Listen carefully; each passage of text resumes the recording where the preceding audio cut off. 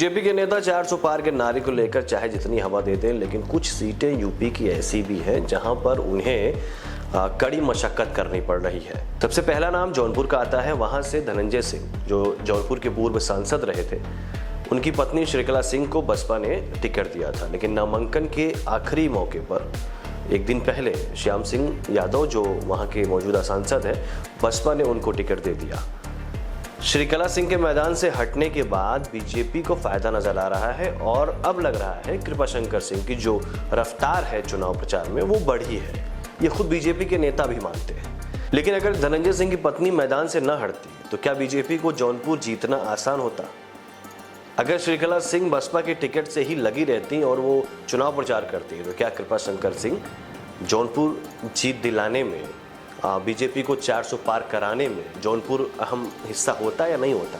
ये बड़ा सवाल है। चलिए ठीक है, जौनपुर में आपके लिए आसान हो गई है। कुछ तो खबरें ऐसी हैं कि जौनपुर मैनेज किया गया, कुछ ये कहा जा रहा है कि मायावती ने कैंडिडेट को बदलने में जो भी फैसले लिया है उसमें बीजेपी का दबाव है। देखिए, जौनपुर की कहानी तो ठीक है, जौनपुर में आसान हो गई बीजेपी की, लेकिन प्रतापगढ़ और कौशाम्बी दो ऐसी लोकसभा सीटें हैं जहां से बीजेपी को मुश्किलों का सामना करना पड़ सकता है। वजह रघुराज प्रताप सिंह उर्फ राजा भैया। देखिए, बेंगलुरु में अमित शाह और राजा भैया की एक मीटिंग होती है। उस मीटिंग के बाद रघुराज प्रताप सिंह 14 मई को यह ऐलान करते हैं कि उनका किसी भी दल के साथ गठबंधन नहीं है। यानी जो मीटिंग बेंगलुरु में हुई थी अमित शाह के साथ, वो मीटिंग कामगार नहीं रही, या यूं कहें कि उस मीटिंग से कुछ अच्छा नतीजा नहीं निकल सका या बात नहीं बन पाई है। इसके चलते जनसत्ता दल लोकतांत्रिक, राजा भैया की पार्टी का नाम है, ये बीजेपी के साथ इसका तालमेल नहीं बन पाया है। राजा भैया के प्रभाव की बात करें तो प्रतापगढ़ और कौशाम्बी दो ऐसी लोकसभा सीटें हैं जहां राजा भैया के प्रभाव अधिक देखे जाते हैं और इन दोनों सीटों पर राजा भैया ने अपने उम्मीदवार नहीं उतारे हैं। कौशाम्बी से सपा ने पुष्पेंद्र सरोज को टिकट दिया है और पुष्पेंद्र सरोज के पिता इंद्रजीत सरोज के खिलाफ राजा भैया ने जो मानहानि का कुछ सालों पहले केस किया था उसे वापस ले लिया है। अब इसमें दो चीजें हैं, उस केस की वापसी और अमित शाह के साथ हुई मीटिंग के बाद राजा भैया का अपने समर्थकों से ये कह देना कि हम किसी के साथ नहीं हैं, आपका जहां मन करे आप वहां वोट करें, बस नोटा मत दबाइएगा। ये संकेत इस तरफ जाते हैं कि राजा भैया और सपा के साथ कुछ तालमेल बनता दिख रहा है।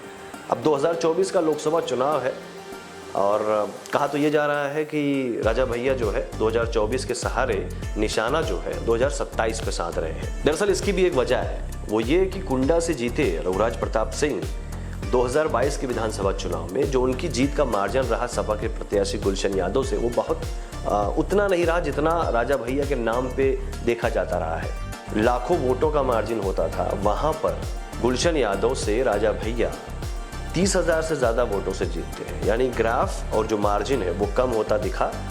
इसको भी भांपते हुए ऐसा माना जा रहा है कि राजा भैया ने अपनी बिसात, अपनी मजबूती और अपने प्रभाव को बेहतर करने के लिए और मजबूत करने के लिए 2027 की न्यूज़ 2024 में रख दी है। इसका फ़ायदा मिलेगा या नहीं मिलेगा ये तो समय तय करेगा, लेकिन अभी बीजेपी के लिए राजा भैया एक मुसीबत की तरह बने हुए हैं। क्यों? क्योंकि बीजेपी के जो वोटर हैं, कहीं ना कहीं ये देखा जाता है कि बीजेपी के वोटर और राजा भैया के वोटर एक समान विचारधारा को फॉलो करते हैं और अगर राजा भैया ने किसी के समर्थन की बात नहीं कही है तो ऐसे में साफ है जो नुकसान है वो संगम लाल गुप्ता, जो प्रतापगढ़ से बीजेपी के प्रत्याशी हैं, उनको होने वाला है।